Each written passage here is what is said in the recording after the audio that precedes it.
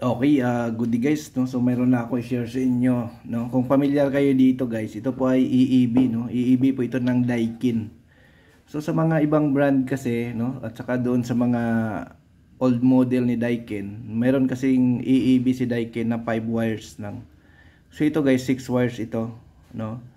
So i-share ko lang sa inyo guys kung anong tamang reading or sukat nitong EEB ng Daikin, no? Kasi nga kung mapansin nyo guys, yung EEB ni Samsung, yung ibang brand guys, kadalasan 5 lang, no?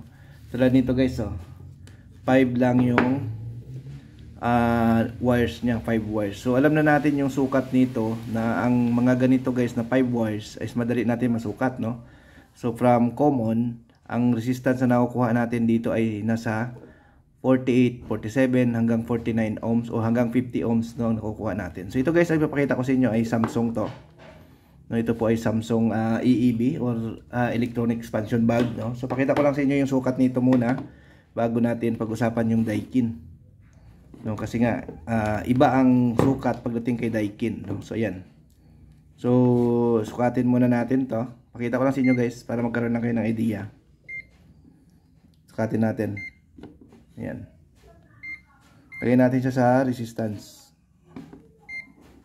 Ayan, resistance, no. So para lang magkaroon kayo ng idea guys sa sukat ng Samsung, no. Ito yung common, no, common sa mga EEB, no. So sa common tayo, ayan, no.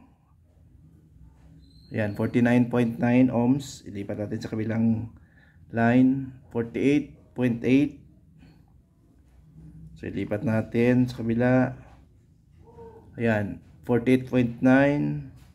Lipat sa kabila, 49.2 ohms, no. So sa madaling salita guys, ang EEB na 4 wires halos same lang yung reading nila, no, sa mga ano, kahit anong brand guys, no, halos same lang yung reading niya, equal reading from common, equal yung reading niya, no, kapag sinusukat natin, no. Samantala guys dito kay Daikin, no, kasi nga baka yung mga baguhang technician di pa ma-encounter ito, ito ay 6 wires, no. So iba ang sukat nito, no. Kapag nagsimula kayo dito sa common, dito sa pula, papunta dito, iba-ibang reading yung makukuha nyo. Kaya minsan baka akala nyo sira, no? Pero ang tamang reading nito ay iba.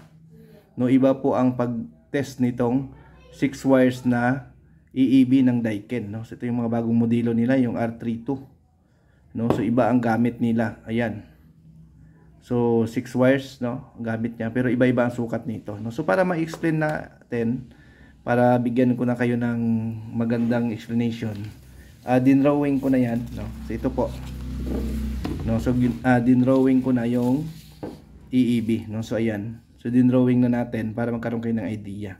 So ito guys, ang gamit nito ni Daikin, meron siyang dalawa, no? So ang common nito guys is red and brown, dalawa, no? Dalawa yung ano niya, nung common niya, no. So kailangan aware kayo kung paano i-test yung mga ganitong EEB, yung 6 wires, no. So i-test natin para magkaroon kayo ng idea.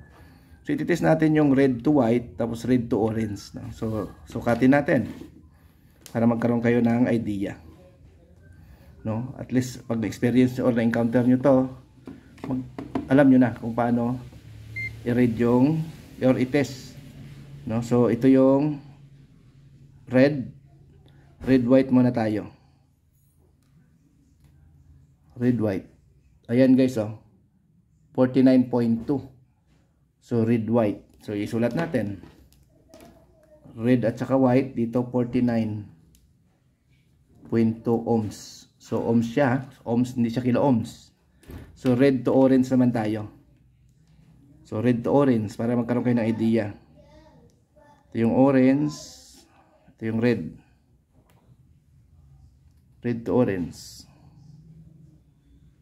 Yan. 47.8. No, so red to orange 47.8. So lagyan natin dito 47.8.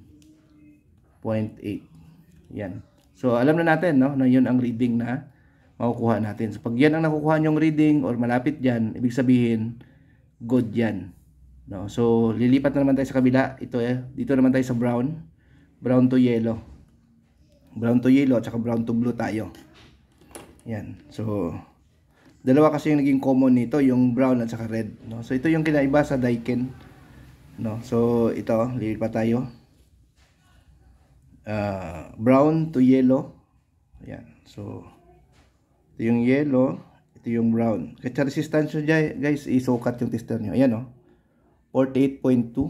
So brown to yellow, 48.2. Sulat natin 0.2 ohms, no? 0.2 ohms yan. Tapos brown to blue tayo. Brown to blue. Ayan. So punta tayo dito sa brown, sa blue at saka brown. Ayan. Blue and brown. Doon sa ayusin natin. Blue.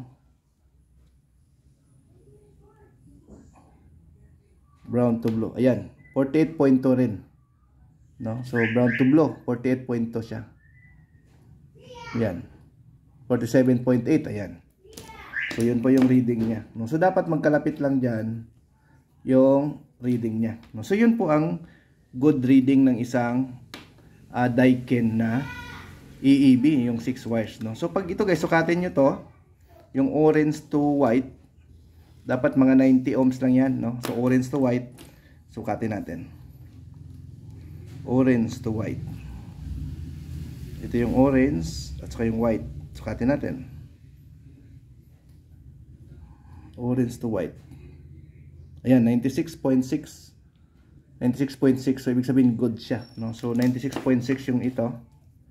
96.6. Tapos pag ito naman yung yellow to blue, sukatin natin. Yellow to blue. Ayan. Yellow to blue.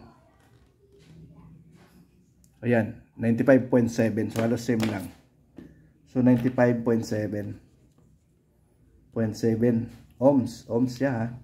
So kung mapansin nyo guys, ito yung reading ng EEB ng Daikin na 6 wires, no? So magkaiba siya doon sa 5 wires. Kasi yung 5 wires guys, from left side dito sa common niya, isang reading lang siya na kukuha mo, no? So kapag na-encounter nyo itong Daikin na 6 wires, kapag itest nyo siya ng ganun, akala nyo sira yung EEB.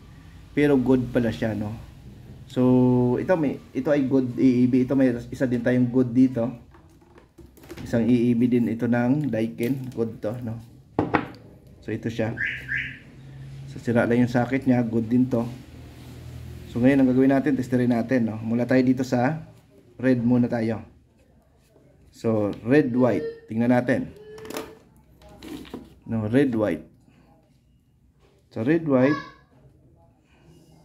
Yan guys, 48. Tapos red orange tayo. So dito sa isang kamay ko guys, yung red ha, nakalagay Red orange tayo. Ayan, 48 din, red orange, no? So halos same siya dito sa ano natin, ayan, no? Red orange, no? So brown yellow tayo. Ito naman yung brown. Brown yellow. Ayan, 49, same lang. Brown blue. Ayan, 48, no? So halos same lang siya. So ibig sabihin, good yung reading ng dalawa na ito. So ito po yung tamang reading ng isang EEB ng Daikin na 6 wires, no? Tamang sukat, no? Kapag na-read nyo na iba ang sukat, kilo ohms or walang reading, ibig sabihin sira na po ang EEB ng isang Daikin, no? So yun, no? So share ko lang sa inyo doon sa mga baguhang technician. Baka hindi nyo pa na-encounter ito. Okay? Thank you, bye-bye.